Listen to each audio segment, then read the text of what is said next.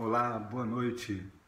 Tudo bem com você? Quero falar com você hoje, estudante que deve estar aí no seu banco de faculdade ou no seu banco de escola neste momento e deve estar, às vezes, desmotivado, pensando o que eu estou fazendo nesse banco de escola. Quero te dizer o que você está fazendo. Você está cuidando do seu futuro. E gosto de contar algumas histórias, e principalmente a história do meu irmão. Éramos dois irmãos que viemos de família humilde, família simples, e nós andávamos todos os dias mais ou menos 26 quilômetros de bicicleta para estudar. E como que isso acontecia?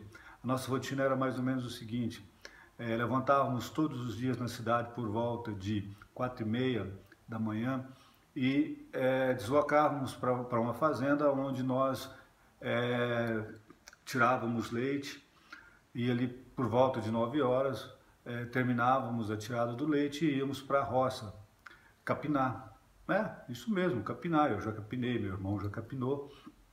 E trabalhávamos o dia inteiro, debaixo de sol, de chuva, o que tivesse. E ao final do dia, por volta das 5 horas da tarde, parávamos o roçado e nós voltávamos a nos preparar para ir para a escola novamente, onde nós pegávamos as bicicletinhas e de novo íamos para a cidade. E lá nós chegávamos, tomávamos um banho, ia para a escola e estudávamos até 11 horas da noite todos os dias, das 19 às 23 horas. E o incrível que pareça é que eu e meu irmão não tínhamos uma falta durante todo o ano. Por quê? Porque nós sabíamos que era um tempo de plantar, né? Isso mesmo, um tempo de plantar. E nós éramos tão pobres que nunca passamos fome, é claro, porque trabalhávamos. Mas nós tínhamos dois aparelhos de roupa, era um no corpo e outro no varal. Fora a roupa de trabalhar, que era aquela roupa mal cheirosa, né? Botina. E, enfim, o nosso melhor calçado era um par de congas ou um par de quichutes. Mas tudo isso foi para nós aprendermos a dar valor. Eu digo que o meu pai, quando ele me deu a enxada e me ensinou a trabalhar, ele estava também me ensinando a dar valor no que eu precisava para viver e dar valor hoje na minha caneta, quando eu decido alguma coisa. Enfim, moral da história, eu e meu irmão, eu me tornei juiz e o meu irmão se tornou um médico bem-sucedido. Então, eu gosto de contar essas histórias para vocês verem que nós precisamos de plantar, nós passamos por dificuldade. Gosto também de contar uma outra história muito interessante. Alguns anos atrás, um avião caiu na Cordilheira dos Andes, no Chile, e onde tiveram alguns sobreviventes e alguns mortos. Essa história ela é famosa, por quê? Porque os sobreviventes tiveram que comer carne humana para sobreviver durante um tempo. Mas o mais interessante nessa história é que, após vários dias de espera por buscas, por socorro, uma pessoa chamada Fernando, que carinhosamente aqui vamos chamar de Nando, ele ouviu pelo rádio de que as buscas ao avião tinham cessado. Então ele se viu naquela situação: poxa, nós não temos, ninguém vem nos procurar, então nós temos que ir atrás de um socorro. E ele, com aquela mente de buscar socorro para os amigos e para ele chamou uma das pessoas mais fortes ali e falou: vamos à procura de socorro. E saiu ele e esse amigo apontaram uma direção e foram buscar socorro. E após vários dias de caminhada, sem nada, o Fernando olhava para o horizonte e só via gelo e deserto. E ele disse para o amigo: eu vou desistir, eu não aguento mais. E o amigo perguntou para ele: por que você vai desistir? Ele disse: porque todas as vezes que eu olho para o horizonte eu só vejo gelo e deserto.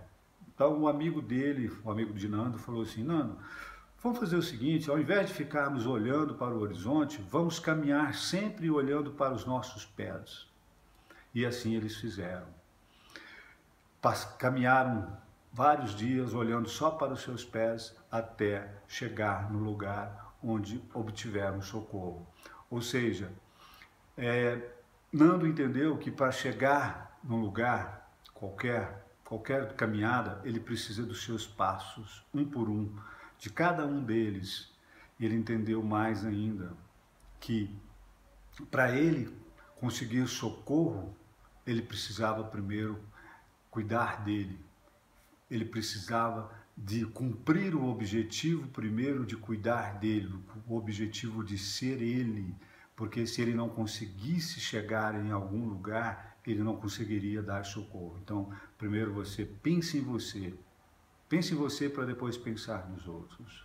E quero dizer, você, assim como eu, podemos passar por desertos nessa nossa caminhada, estarmos e nos desertos estamos sós, passarmos por florestas escuras e que nos dá medo, passarmos por estradas esburacadas até chegarmos ao asfalto.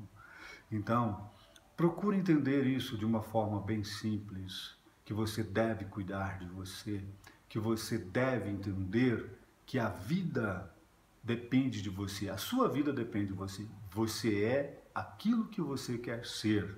Então, meu amigo, minha amiga que nesse momento está me assistindo, você deve imaginar que a vida depende de cada passo seu. A sua vida, cada caminhada depende dos seus passos.